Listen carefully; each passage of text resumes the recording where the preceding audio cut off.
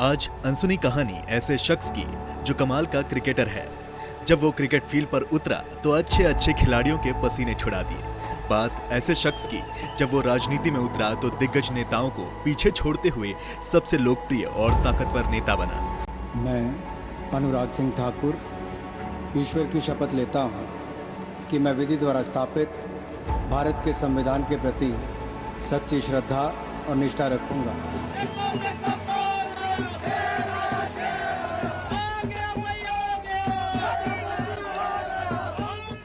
बात ऐसे शख्स की जो बचपन में आर्मी में जाना चाहता था और बाद में वो आर्मी में कर्नल बना।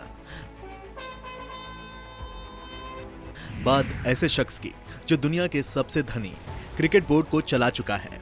बात कमाल के क्रिकेटर, दिग्गज राजनेता, ताकतवर मंत्री और आर्मी अफसर अनुराग ठाकुर की। चलिए आपको अनुराग ठाकुर के जीवन की कुछ अनसुनी कहानियां बताते हैं। अक्सर आपने केंद्रीय मंत्री अनुराग ठाकुर को अपनी पत्नी के साथ देखा होगा। साल 2002 में शेफाली के साथ शादी के बंधन में बंधने वाले अनुराग ठाकुर कितने भी बिजी हों, लेकिन हर साल करवा चौथ पर वो अपनी पत्नी के लिए समय निकाल लेते हैं। करवा चौथ के अवसर पर पत्नी के साथ अनुराग की तस्वीरों को खूब पसंद किया जाता है। 2022 में करवा चौथ के अवसर पर अनुराग ठाकुर अपनी पत्नी शेफाली के साथ कर्तव्य पथ पर दिखाई दिए। ये वीडियो खूब वायरल हुआ था। यानी सियासत में अपना कर्तव्य निभाने वाले अनुराग पारिवारिक जिम्मेदारी निभाने में भी पीछे नहीं रहते हैं। शेफाली के पिता गुलाब सिंह हिमाचल प्रदेश के कद्दावर नेता रह चुके हैं। वो प्रदेश सरकार में मंत्री भी रह चुके हैं। अनुराग ठाकुर राजनीति में कितने भी बिजी हों, लेकिन त्योहारों पर वो परिवार के लिए समय निकाल ही लेते हैं। अनुराग ठाकुर के 2 बेटे हैं। एक बेटे का नाम जय आदित्य ठाकुर जबकि दूसरे का नाम उदयवीर ठाकुर है। अनुराग ठाकुर देश के सबसे फिट नेताओं में से एक हैं। वो अपनी फिटनेस का खासा ध्यान रखते हैं। फिटनेस के लिए अनुराग ठाकुर क्रिकेट के अलावा अन्य खेल भी खेलते हैं, जबकि जिम में भी वो अच्छा खासा समय बिताते हैं। इसके अलावा योग भी करते हैं। अनुराग ठाकुर आज राजनीति में जिन ऊंचाइयों पर हैं, उससे सभी भली भांति परिचित हैं। लेकिन अनुराग ठाकुर का पहला प्यार आर्मी था। 29 जुलाई 2016 को जब अनुराग ठाकुर को एक रेगुलर ऑफिसर के तौर पर टेरिटोरियल आर्मी में शामिल किया गया तो अनुराग ठाकुर भावुक हो गए। आर्मी में अफसर बनने के बाद अनुराग ठाकुर ने कहा था, ये मेरे बचपन का सपना था, पर किसी कारण से पूरा ना हो सका। आज मैं आर्मी मैन बनकर बड़ा गौरवान्वित महसूस कर रहा हूँ और अपनी भारत माता की सेवा करना चाहता हूँ। गौरतलब है 2016 में अनुराग ठाकुर को टेरिटोरियल आर्मी में 124 सिख रेजिमेंट के लेफ्टिनेंट के पद पर रेगुलर अफसर के तौर पर नियुक्त किया गया था।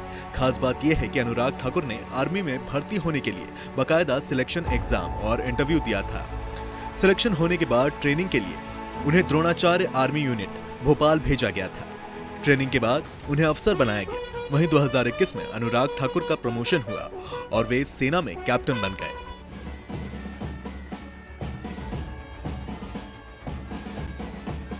आर्मी के अलावा अनुराग ठाकुर को क्रिकेट से बेहद लगाव था। उनके भाई अरुण धूमल का मानना है कि अगर अनुराग ठाकुर राजनीति में नहीं आते तो आज टीम इंडिया के उम्दा क्रिकेट खिलाड़ी होते। ये बात तो सभी जानते हैं कि अनुराग ठाकुर बीसीसीआई के अध्यक्ष हैं, लेकिन ये बात बहुत कम लोगों को पता है कि अनुराग ठाकुर रणजी मैच भी खेल चुके हैं। साल 2000 से 2001 के बीच अनुराग ठाकुर ने जम्मू कश्मीर के खिलाफ अपना फर्स्ट क्लास डेब्यू किया। इस मैच में ठाकुर अपने बल्ले से ज्यादा कमाल तो नहीं दिखा पाए और 7 गेंद खेलकर बिना खाता खोले पवेलियन लौट गए, लेकिन ऑफ ब्रेक गेंदबाजी कर 2 पुछल्ले बल्लेबाजों को आउट किया।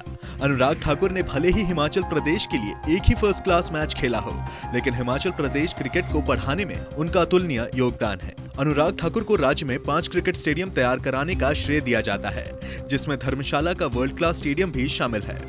धर्मशाला के अलावा हमीरपुर के नादौन उत्तर, ऊना और बिलासपुर के लुहणू में उन्होंने बड़े क्रिकेट स्टेडियमों का निर्माण किया। क्रिकेट स्टेडियम के अलावा अनुराग ठाकुर हिमाचल में 2 क्रिकेट एकेडमी भी विकसित कर चुके हैं, जिसमें से एक धर्मशाला और दूसरा शिमला में है। उनके प्रयासों का नतीजा है कि आज हिमाचल प्रदेश क्रिकेट एसोसिएशन 500 खिलाड़ियों को मदद मुहैया करा रहा है। क्रिकेट खिलाड़ी के तौर पर अनुराग ठाकुर का करियर भले ही छोटा रहा हो, लेकिन क्रिकेट प्रशासक के तौर पर उन्होंने बड़ी उपलब्धियां हासिल की। अनुराग ठाकुर हिमाचल प्रदेश क्रिकेट एसोसिएशन के अध्यक्ष के अलावा राष्ट्रीय टीम के सिलेक्टर भी रह चुके हैं। लंबे वक्त तक वो बीसीसीआई के सचिव भी रहे। साल 2016 में वो दिन भी आया जब अनुराग ठाकुर दुनिया के सबसे धनी क्रिकेट बोर्ड के अध्यक्ष बने। अनुराग ठाकुर के पास बीसीसीआई के दूसरे सबसे युवा अध्यक्ष का तमगा भी है। 24 अक्टूबर 1974 को हिमाचल प्रदेश के हमीरपुर में अनुराग ठाकुर का जन्म भले ही समृद्ध परिवार में हुआ, लेकिन अनुराग ठाकुर ने अपने दिमाग में कभी भी विरासत को हावी नहीं होने दिया। अनुराग ठाकुर जिस तरह परिश्रम करते हैं उसे देख समझा जा सकता है कि वो अपनी पहचान खुद से बनाना चाहते हैं। अनुराग ठाकुर के पढ़ाई की बात करें तो उनकी शुरुआती स्कूलिंग दयानंद मॉडल स्कूल से हुई थी। जालंधर के दोआब कॉलेज से ठाकुर ने ग्रेजुएशन की डिग्री हासिल की। अनुराग ठाकुर के पिता प्रेम सिंह धूमल हिमाचल प्रदेश के मुख्यमंत्री रह चुके हैं और उनकी माता का नाम शीला देवी है। अनुराग ठाकुर आज राजनीति में जिस मुकाम पर हैं, उससे पूरी दुनिया भली भांति परिचित है। अनुराग ठाकुर को राजनीति बेशक विरासत में मिली हो, लेकिन उन्होंने अपने परिश्रम और संवाद शैली के जरिए पहचान खुद बनाई। आज अनुराग ठाकुर पिता प्रेम सिंह धूमल के नाम से नहीं बल्कि खुद के नाम से पहचाने जाते हैं। 2009 में अनुराग ठाकुर ने राजनीति में कदम रखा और पहली बार में हमीरपुर से लोकसभा चुनाव जीतकर दिल्ली पहुंचे। जल्द ही अपने तेज तर्रार तेवर और बेबाक अंदाज से अनुराग ठाकुर ने दिल्ली में पैर जमा लिए। पार्टी में भी उनका कद बढ़ता गया। साल 2011 में भारतीय जनता पार्टी ने उन्हें युवा मोर्चा का राष्ट्रीय अध्यक्ष बना दिया। युवा मोर्चा का राष्ट्रीय अध्यक्ष बनने के बाद अनुराग ठाकुर ने कभी पीछे मुड़कर नहीं देखा। जब वो युवा मोर्चा के अध्यक्ष बने तो उस समय देश में यूपीए की सरकार थी। उन्होंने सरकार के खिलाफ संघर्ष किया, लेकिन अनुराग ठाकुर की कलकत्ता से कश्मीर की तिरंगा यात्रा खूब चर्चा में रही। इसी यात्रा ने अनुराग ठाकुर को राष्ट्रीय नेता बना दिया। दरअसल अनुराग ठाकुर ने श्रीनगर के लाल चौक पर तिरंगा फहराने के लिए यात्रा निकाली। उधर आतंकियों ने धमकी दी, लेकिन अनुराग पीछे नहीं हटे। इस घटना का जिक्र करते हुए एक बार अनुराग ठाकुर ने बताया था कि जब वो जम्मू की तरफ बढ़ रहे थे, उस वक्त पुलिस यात्रा को रोकने के लिए बाड़ लगा दी। पुलिस के जवान हाथ में हथियार लेकर खड़े थे, लेकिन नदी के रास्ते बीजेपी कार्यकर्ताओं ने न सिर्फ जम्मू में एंट्री की, बल्कि लाल चौक पर पहुंचकर तिरंगा भी फहराया। कार्यकर्ताओं से अनुराग ठाकुर का कितना गहरा लगाव है, इसका उदाहरण 2016 में युवा मोर्चा के अधिवेशन में देखने को मिला। वृंदावन में युवा मोर्चा का अधिवेशन चल रहा था। हजारों की संख्या में कार्यकर्ता पंडालों में रुके थे, लेकिन रात में अचानक तेज हवा के साथ मूसलाधार बारिश हुई। कार्यकर्ताओं के पंडाल उखड़ गए। जितने बचे तो इतने भीग गए कि पंडाल में पानी टपक रहा था। ऐसे में अनुराग ठाकुर कार्यकर्ताओं के बीच पहुंच गए। अनुराग ठाकुर खुद कार्यकर्ताओं के पंडाल बनवाने में जुट गए। अनुराग ठाकुर की मेहनत को देख कार्यकर्ताओं का हौसला बढ़ गया और देखते ही देखते कार्यकर्ताओं के रहने के लिए पंडाल तैयार हो गए।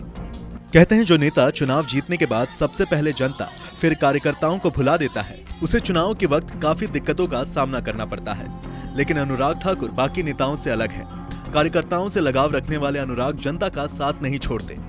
कई मौकों पर दिख जाता है कि अनुराग ठाकुर का आम जनमानस से कितना लगाव है। एक बार अनुराग ठाकुर समीरपुर अपने घर पहुंचे तो गेट पर ही उन्हें एक बुजुर्ग ने रोक लिया। अनुराग ने सबसे पहले बुजुर्ग को कुर्सी पर बिठाया और खुद ही कॉपी पेंसिल लेकर डिटेल नोट करने लगे। ये सब उस वक्त हुआ जब अनुराग ठाकुर के पिता प्रेम सिंह धूमल भी वहां मौजूद थे। वो खड़े होकर ये सब देखते रहे। इस दौरान केंद्रीय मंत्री अनुराग ठाकुर ने बुजुर्ग से पूछा कि आपने खाना खा लिया है या फिर नहीं। राजनीति के पक्के खिलाड़ी अनुराग ठाकुर के क्रिकेट से जुड़ाव के बारे में तो सभी को पता होगा, लेकिन कम ही लोगों को पता होगा कि क्रिकेट के अलावा हॉकी, टेबल टेनिस से भी अनुराग ठाकुर का जुड़ाव रहा है। बीसीसीआई के अध्यक्ष के अलावा Anurag Thakur Himachal Pradesh Olympic association, hockey Himachal और Himachal Pradesh table tennis association के अध्यक्ष की जिम्मेदारी संभाल चुके हैं। इसके अलावा हॉकी इंडिया के एसोसिएट उपाध्यक्ष भी रह चुके हैं। 2019 में अनुराग ठाकुर को सांसद के रूप में उत्कृष्ट प्रदर्शन के लिए सांसद रत्न पुरस्कार दिया गया। इसके अलावा सामाजिक कल्याण, विशेष रूप से हेल्थ केयर, शिक्षा और खेलों में उल्लेखनीय योगदान के लिए चैंपियंस ऑफ चेंज 2019 पुरस्कार से सम्मानित किया गया। अनुराग ठाकुर को प्रधानमंत्री नरेंद्र मोदी का विशेष आशीर्वाद प्राप्त है। 2019 में जब नरेंद्र मोदी दोबारा प्रधानमंत्री बने तो उन्होंने अनुराग ठाकुर को वित्त राज्य मंत्रालय के साथ कॉर्पोरेट अफेयर्स की जिम्मेदारी सौंपी। वो जब कैबिनेट रिशफल हुआ तो अनुराग ठाकुर को सूचना एवं प्रसारण मंत्रालय के साथ खेल मंत्रालय का कार्यभार सौंपा गया। अनुराग ठाकुर 2009 से हमीरपुर से लगातार लोकसभा पहुंच रहे हैं। अब तक वो 4 बार लोकसभा का चुनाव जीत चुके हैं।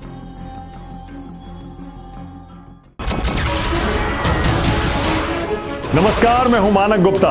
अगर आपको हमारा ये वीडियो पसंद आया हो तो इसे लाइक और शेयर जरूर करें और हां, हमें सब्सक्राइब और फॉलो करना ना भूलें ताकि आप देश और दुनिया की कोई खबर मिस ना करें। तो जुड़े रहिए हमारे साथ और देखते रहिए न्यूज़ 24।